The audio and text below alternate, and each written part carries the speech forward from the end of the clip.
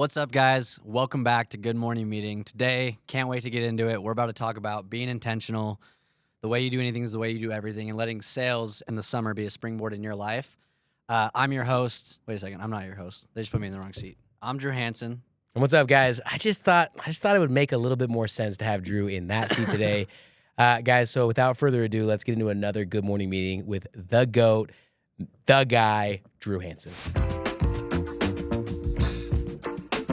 All right, Drew. So you said something at the beginning. Obviously, you talked about the way you do anything is the way you do anything. What does that mean? How does that apply to this job?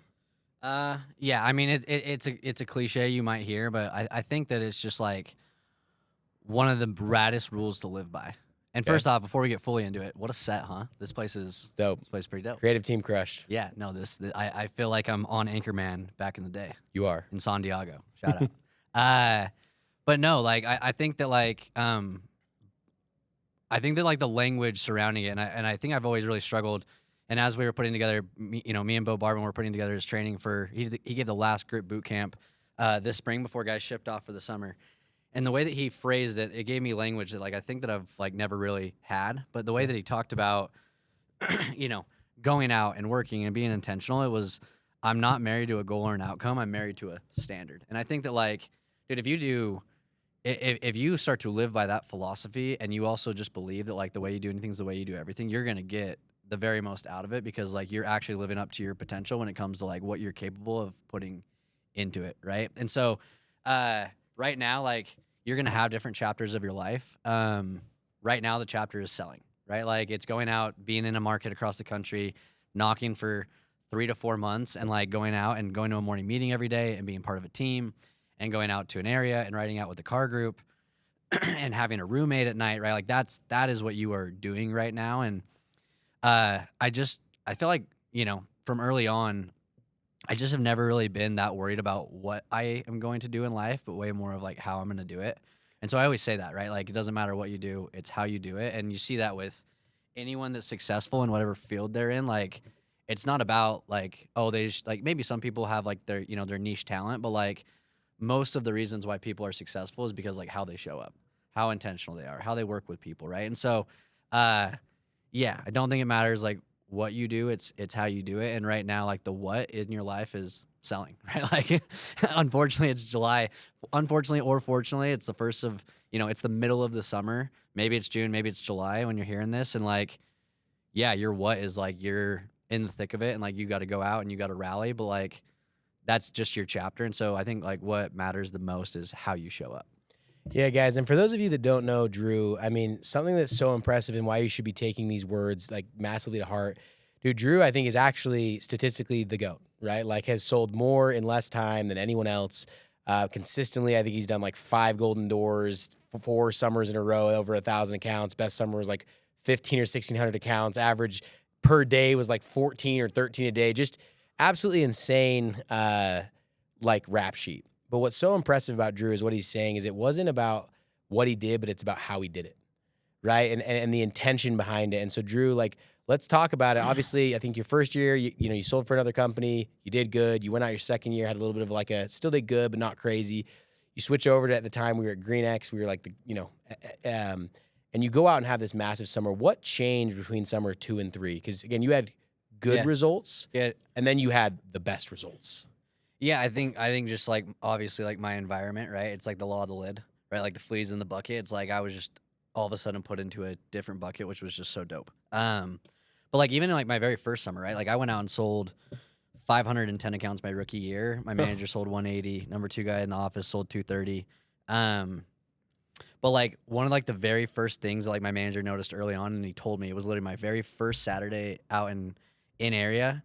He's bro, I just know, because we used to do these midday lunches, right? And I don't know if you ever did those. Oh yeah, those get spooky, right? Cruise to a Chick-fil-A. You mean the midday nap? Yeah, the midday nap, right? In a booth at Chick-fil-A. No, it's it's usually it's almost always a recipe for disaster. But even that first Saturday, I think the team ate at a Subway. They got there before me and my car group. They stayed after we left. And he told me that day, he's dude, I've never asked someone to leave lunch early and get back on the doors. And for me, that was just always intuitive to just go work my ass off, right? I think I developed that at a really young age. And Like I just had parents that push me, right? Like again, because it's not about what you do, it's how you do it. And so uh even just like the grind, right? Like in the working, right? And then like also understanding that like, no, if I want this to be my thing or if I want to become good at it, bro, I got to practice. Like I got to work on it, right? Like nothing in this life is given, especially winning, right? Like winning owes you nothing, right? The Tim Grover quote. And so it's like you got to go work on it. You got to go like grind on it. You got to go create the skill set that you just don't currently have. And so I think for me, like it was always so clear, like, oh, this is a job that I can totally write my own paycheck. I better like take control over my circumstances, at least when it comes to like what I can put into it, right? And I think like also just because it's not easy, right? Like, you know, midsummer, you're 2-3 months deep, maybe you're in your month 4, and like the last thing that you want to do in the world is get out of the car and go knock for 8-9 hours. Right. And I think that's also just where you kind of like low key got to just decompartmentalize, or like you got to detach like your emotions and your feelings from like, you know, the task at hand. And also just understanding like it's just emotions, right? Like your mind is weak, but like you're able to do so much more.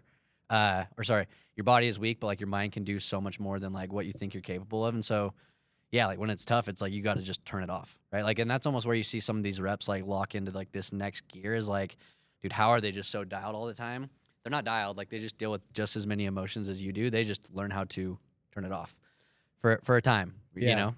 Well, dude, what's so interesting about what you're saying, and I'm thinking about what you said at the beginning about standards, right?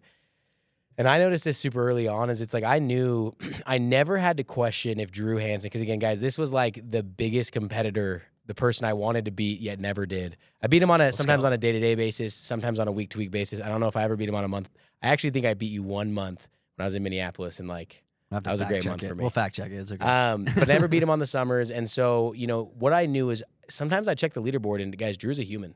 Drew would have days where he was at 0 at 7 o'clock, and I never had to question if Drew was working. Even if he was at 0 at 9 o'clock, I knew he was going to work. Because without even knowing Drew at the time, I knew your standard.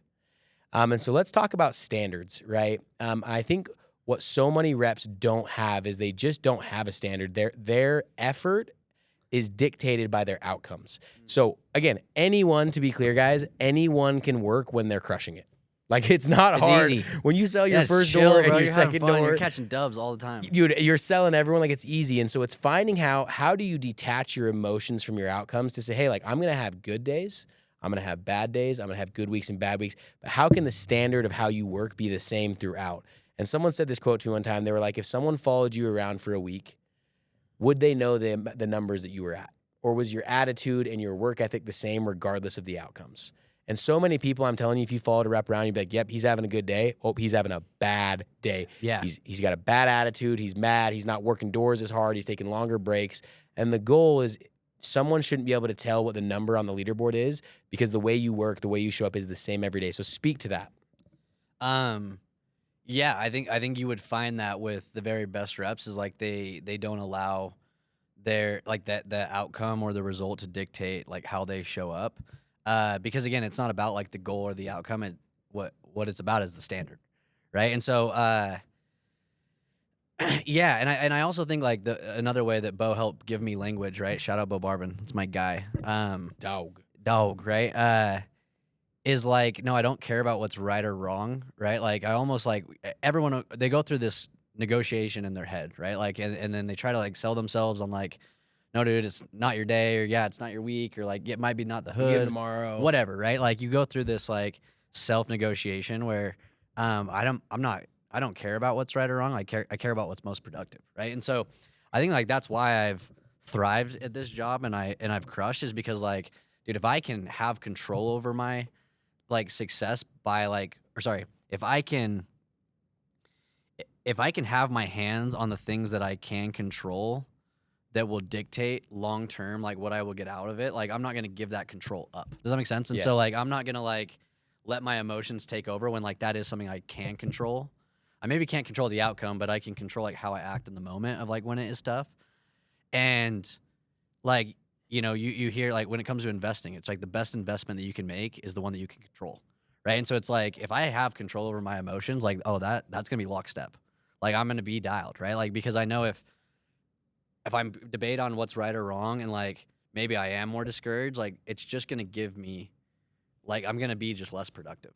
right? And so I just want to be the most productive. And so I gotta like be delusional. I gotta sell myself. Maybe it's a fake story at times of like, no, I am the guy, and fake it till you make it, or no, it is a good day. Like even though I've gone 1 o'clock to 7 o'clock and I've gotten my ass kicked. Part of my French, like, no, it is like the best day ever because like it is the present, right? Like, and so I'm playing these mind tricks on myself over and over and over again because like that is something I can control, and your best investment is the one that you can control, right? And so Yeah, guys, and it's like what he's saying is, guys, sometimes you can't control that you're the third guy knocking the area. Sometimes you can't control that the last guy pissed everyone off, and so you might have some interesting outcomes that are totally outside of your control.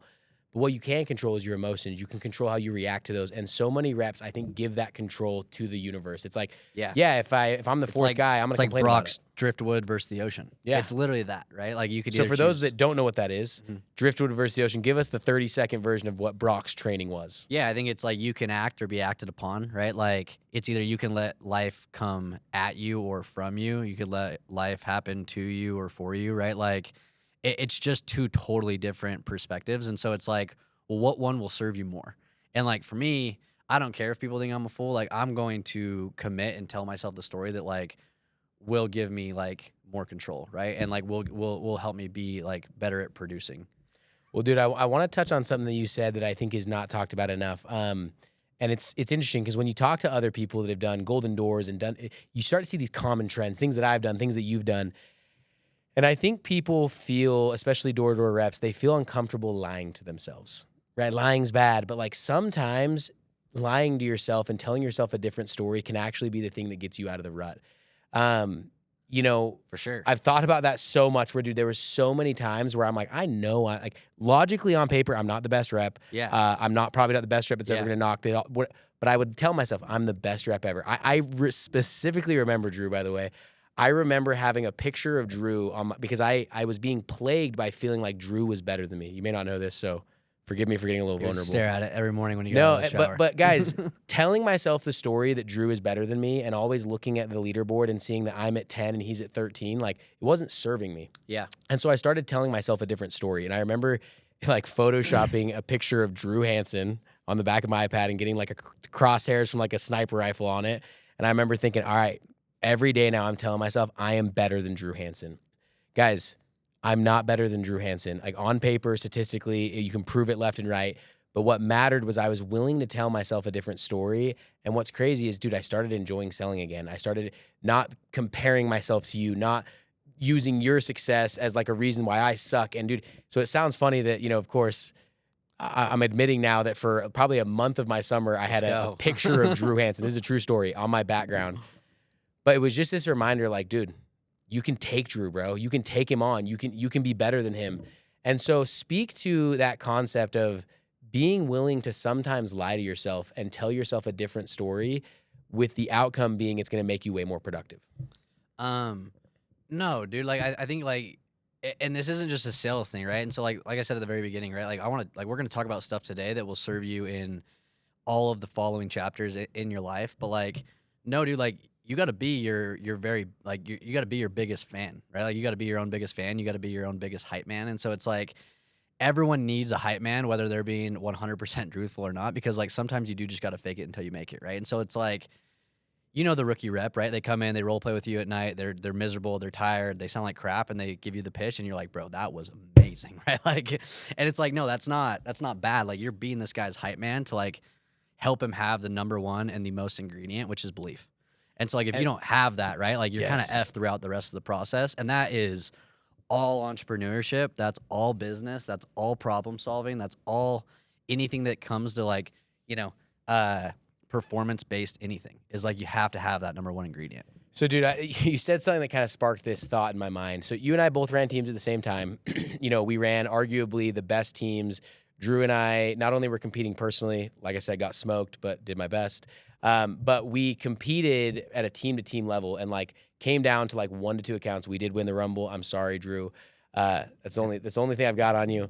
But what's interesting, right, is I think what you just said about the rookie rep, I think there's a massive lesson in that we can talk about for all the leaders that are listening to this.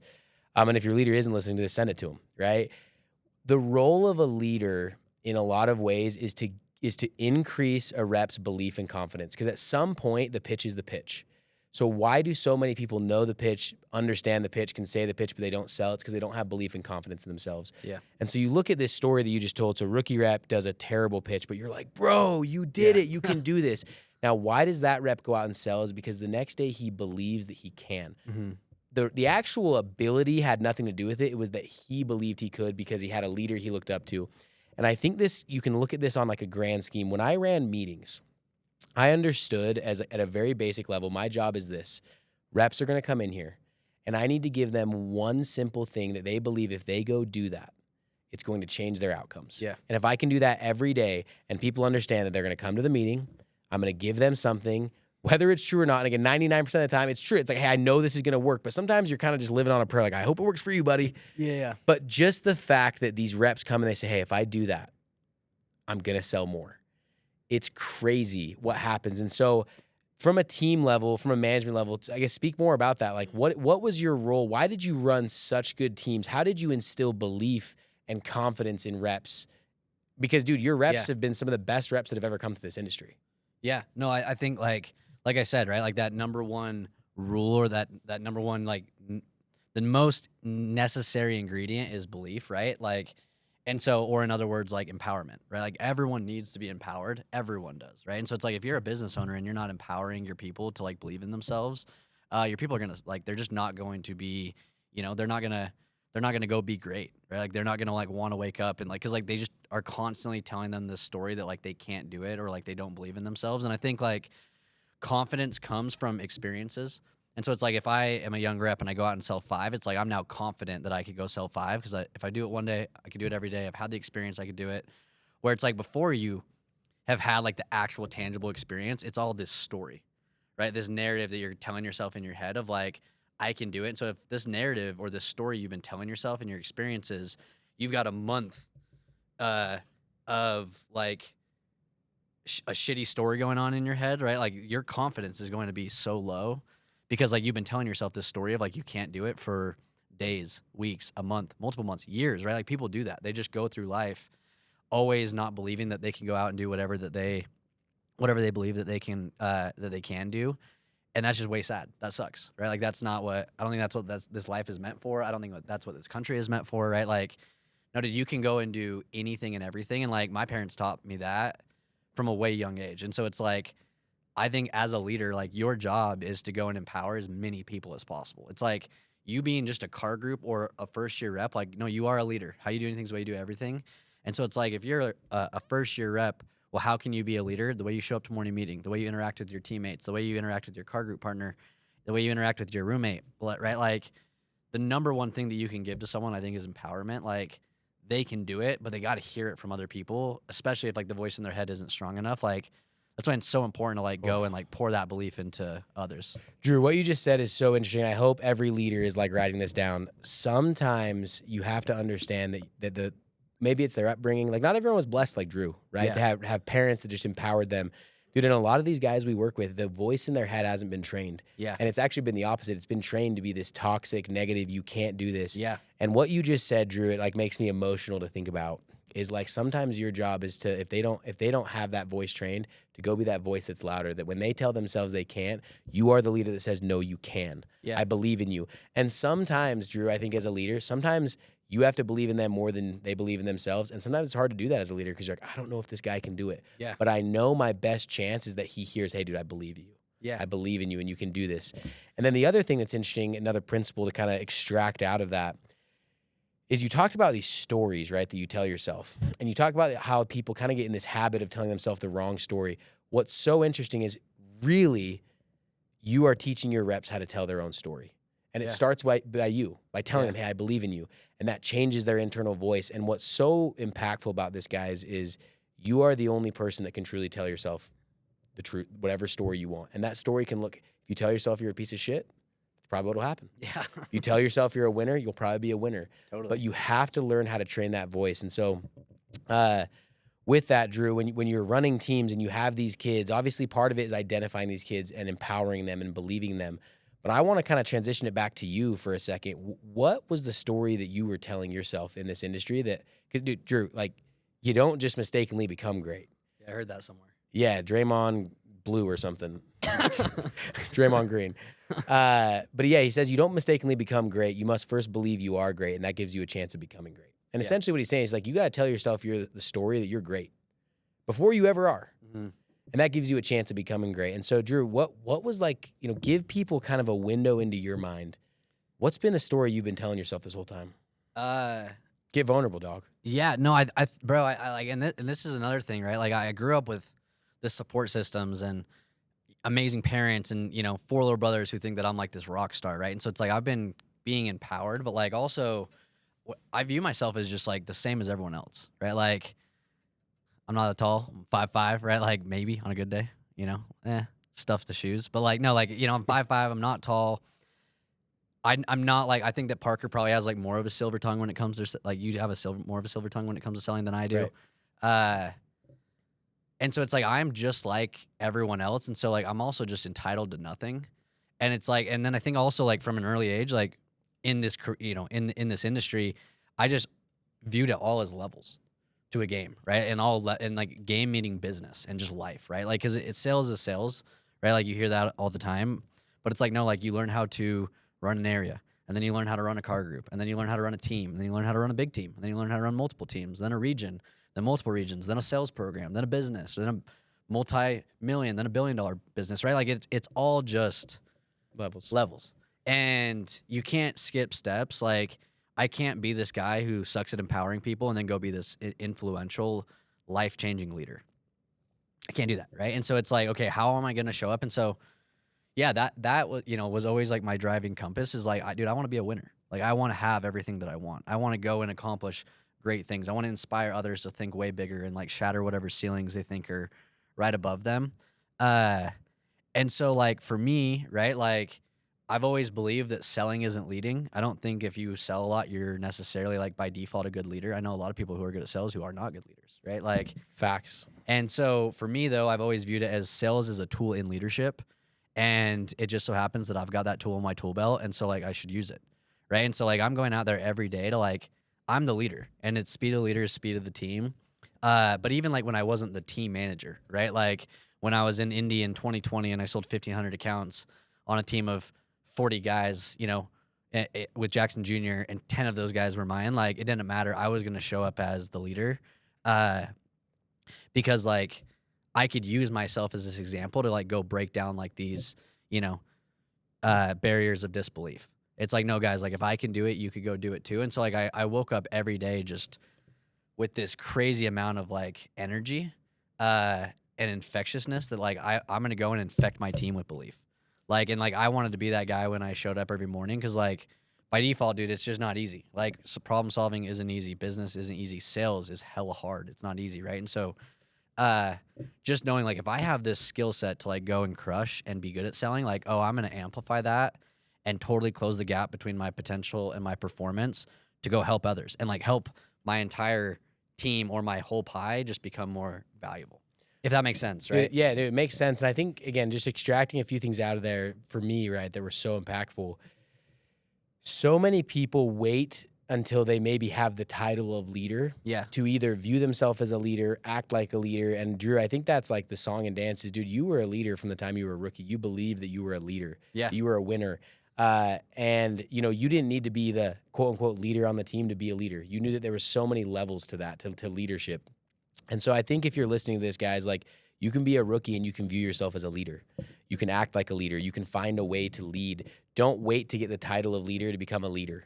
Because if you do that, you will just massively miss out on the magic, right? Yeah, and I think you get there and you go hit this sales goal, right? For me, like it was never about a sales goal. Yeah. It was never about my personal sales, because like I was just going to go and be the most dominant and do my best and give it everything I have. And like, bro, I didn't go back to my car till 9:30 3 years in a row.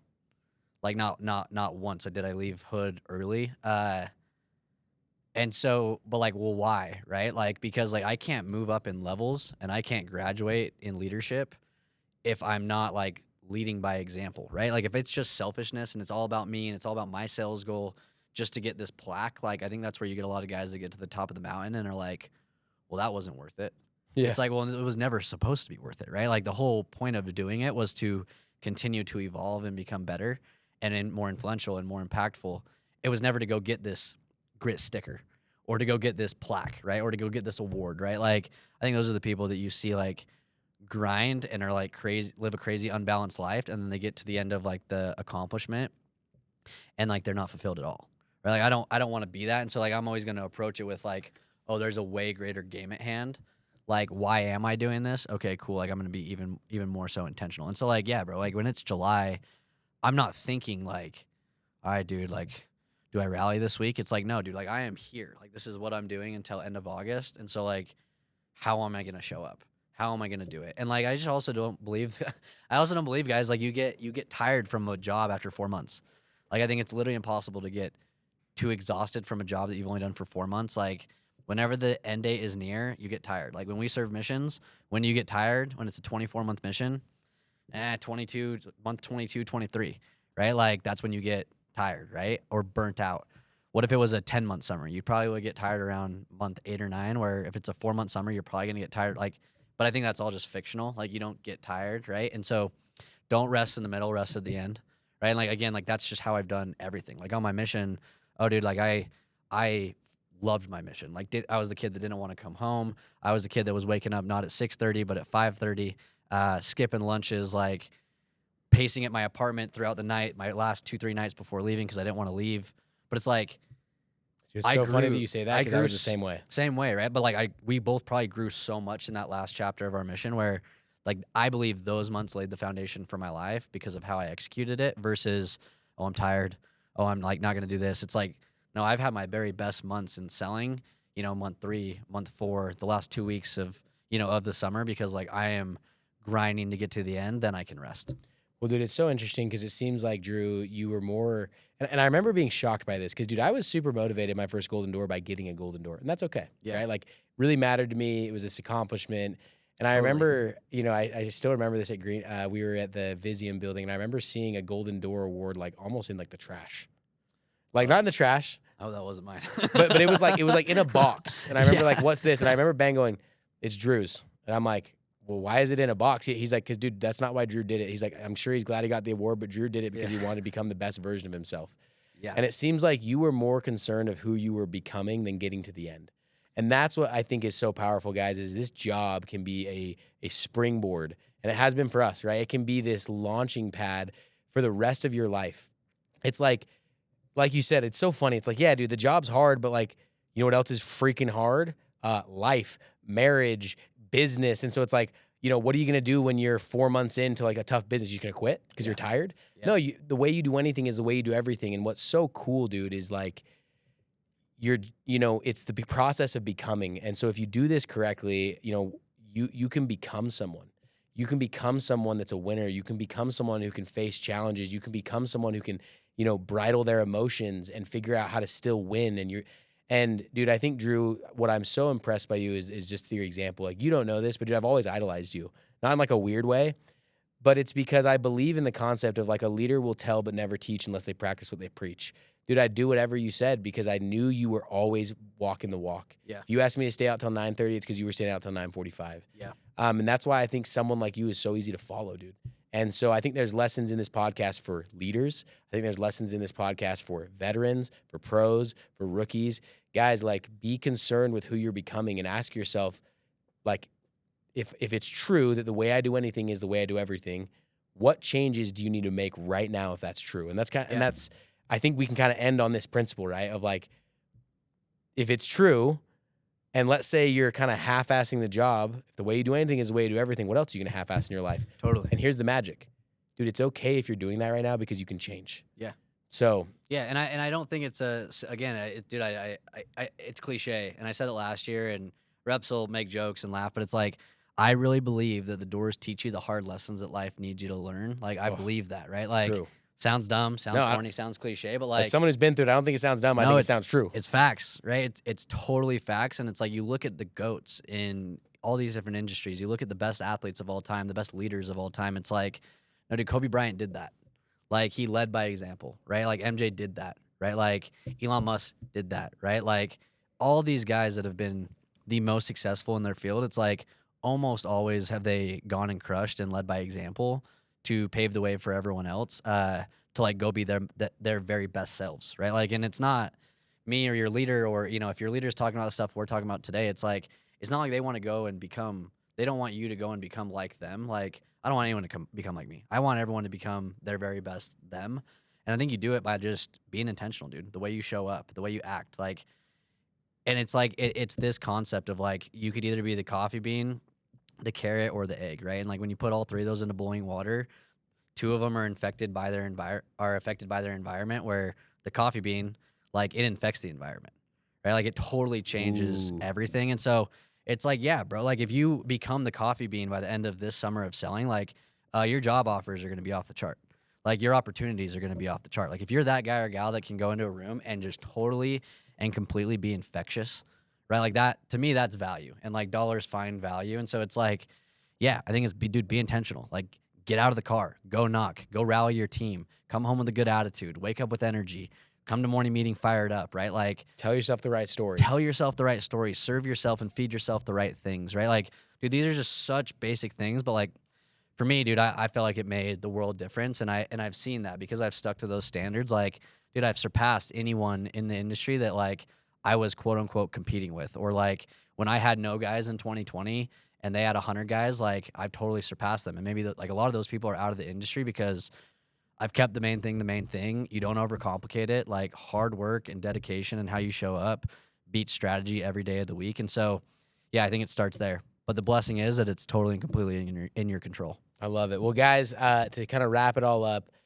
the goal is not to go be Drew. The goal is not to go be me. The goal is to go out and become the best version of yourself. And I think such a guiding principle in this is, go be the coffee bean.